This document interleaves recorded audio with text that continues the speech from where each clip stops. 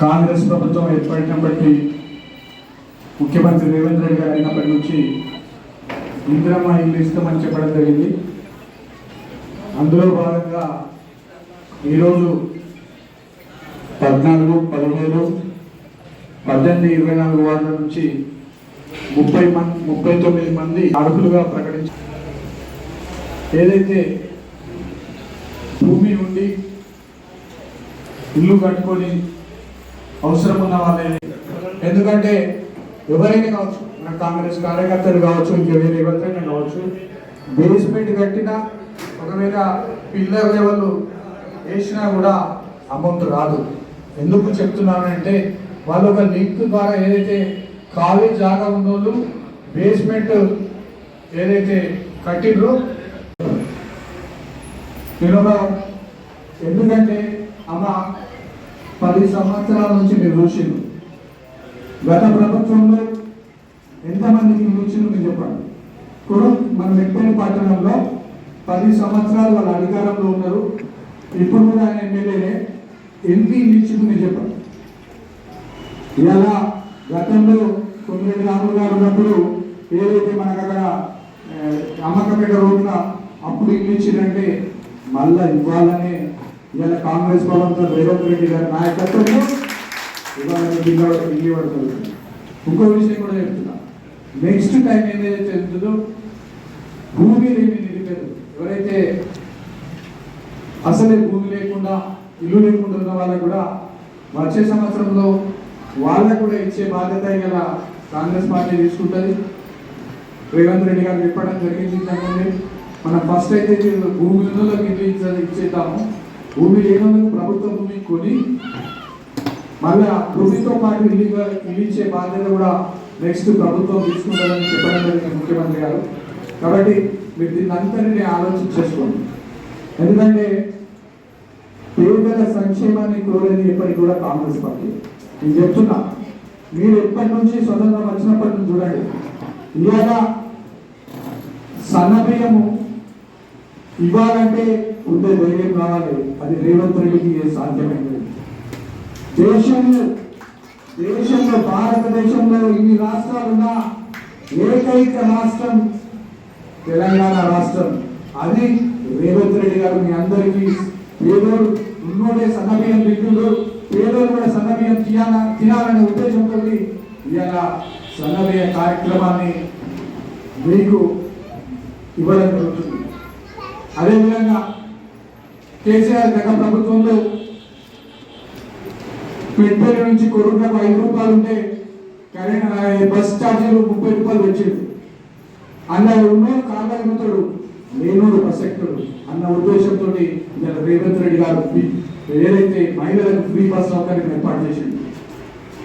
అదేవిధంగా 200 యూనిట్ల current bill ఏదైతే గత ప్రభుత్వంలో 10 ఏళ్ల కింద 50 రూపాయల కరెంట్ బిల్ ఉంటే ఈ ఏదైతే గత ప్రభుత్వంలో 200 రూపాయలు వచ్చేది. అయితే దాన్ని పేదలు ఎందుకు భరించాలన్న ఉద్దేశంతో ఇవాళ రేవంత్ రెడ్డి గారు 200 యూనిట్లు కాల్చేవారు వాళ్ళకు ఫ్రీ ఏదైతే కరెంట్ ఇవ్వడం జరుగుతుంది పేదలు అన్న ఉద్దేశం. అదేవిధంగా కేంద్రంలో ఉన్నటువంటి ప్రభుత్వం సిలిండర్ల మీద అడ్డగోలుగా ధరలు పెంచుతుందన్న ఉద్దేశంతో ఇవాళ 500 రూపాయలకే సిలిండర్ ఇచ్చే కార్యక్రమాన్ని తీసుకోవడం జరిగింది. మొన్న ఒక నెల రోజుల కింద మళ్ళా కేంద్ర ప్రభుత్వం 50 రూపాయల సిలిండర్ మీద పెంచడం జరిగింది. ఇప్పటికి కూడా ఎన్నడూ కూడా కాంగ్రెస్ పార్టీ పేదల సంక్షేమాన్ని కోరేది మీరు ఆలోచన చేయండి. మీరు ఇక్కడ మీరు దాదాపు 20 ఏళ్ళ నుంచి ఏదైతే గతంలో అధికారంలో పనిచేసిందో ఆ పార్టీనే గెలిపిస్తున్నారు. కానీ ఏనాడు కూడా ఇలాంటి స్కీములు పేదల సంక్షేమాన్ని కోరే స్కీములు ఎన్నడూ కూడా పార్టీ ఆ గతంలో 25 సంవత్సరాల నుంచి పాలనస్తున్నటువంటి ఎమ్మెల్యే కావచ్చు, ఎవరు కావచ్చు, వాళ్ళ పార్టీ కావచ్చు, ఇలా నేను ఒక పార్టీ గురించి మాట్లాడడం కాదు కానీ చెప్పడం జరుగుతుంది. ఏం చేసిందో నేను అడుగుతున్నాను. మీ అధికారంలో అవినీతి విచ్చలవిడిగా అవినీతి జరిగింది. ఇలా కాంగ్రెస్ పార్టీ అవినీతి లేకుండా అన్న ఎవరైనా, ఎందుకంటే మీ అకౌంట్లో డైరెక్ట్ డబ్బులు పడతాయి. మా కాంగ్రెస్ ఎవరైనా ఇందులో మా కమిటీ సభ్యులు కావచ్చు, ఎవరైనా కానీ డబ్బులు అడిగితే 9440152929 రత్నాకర్ వారు మాజీ మంత్రి గారు నెంబరు ఆల్రెడీ ఉన్నది. దానికి ఎవరు డబ్బులు అడిగినా మెంబర్ ఖచ్చితంగా ఆ నెంబర్కి ఫోన్ చేయాలని మీ అందరినీ కోరుతూ, ఎందుకంటే అన్న మీరందరూ ఖచ్చితంగా తొమ్మిదో కానివాళ్ళు మంచులు ఉన్నాయి, అందరూ ముగ్గురు వేసుకోండి. మీరు రమ్మంటే వస్తా, మీకు ముగ్గురు వస్తారని మళ్ళా 3 సంవత్సరం లోపల ఇల్లు కట్టుకొని మళ్ళీ ఇళ్ళకి పోయే కార్యక్రమం చేసి నన్ను విలువాలని మిమ్మల్ని కోరుతూ నాకు ఈ అవకాశం వచ్చినటువంటి అందరికీ నమస్కారం చెప్తూ సెలవు తీసుకుంటాను.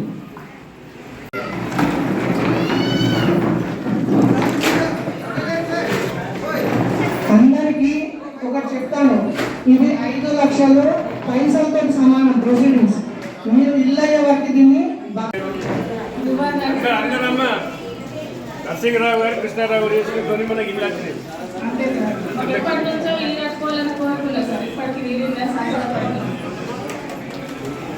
ఇంకేమైనా మాట్లాడదాం మీకు ఎట్లా?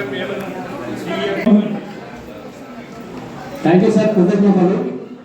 మేము చాలా రోజుల నుంచి పోయిన ప్రభుత్వంలో కూడా చాలాసార్లు అప్లై చేసుకున్నాము. అది కేవలం అప్లై కొరకు మాత్రమే ఉండిపోయింది, కాగితాల వరకు మాత్రమే ఉండిపోయింది. కనీసం మాకు కాల్ బ్యాక్ కూడా రాలేదు. మేము మరి మీకు అప్లై చేసుకున్నారు అన్న విషయం కూడా రాలేదు. ఎప్పుడైతే మనకు ఈ పార్టీ ఈ గవర్నమెంట్ వచ్చిందో, పార్టీ గురించి నేను మాట్లాడను కానీ ఈ ప్రభుత్వం వచ్చినప్పటి నుంచి అయితే దాదాపుగా అన్నీ అనుకున్నట్టుగా మాత్రం వస్తున్నాయి. ఉదాహరణకి మహాలక్ష్మి కావచ్చు, మహాలక్ష్మి పథకం కదా సార్, ఉచిత బస్సు ప్రయాణమే కావచ్చు, తర్వాత రేషనే కావచ్చు, అన్నీ కూడా దాదాపుగా అందుతున్నాయి. ప్రత్యేకంగా నరసింహరావు గారికి, మీకు, కృష్ణన్న గారికి, విజయ్ ఆజాద్ గారికి, పూద నరసింహరావు గారికి, పూద రామన్న గారికి, అందరికీ కూడా జట్టి లింగం గారికి ప్రత్యేక అభినందనలు, ప్రత్యేక కృతజ్ఞతలు తెలుసుకుంటున్నాం సార్. మా వచ్చినటువంటి మా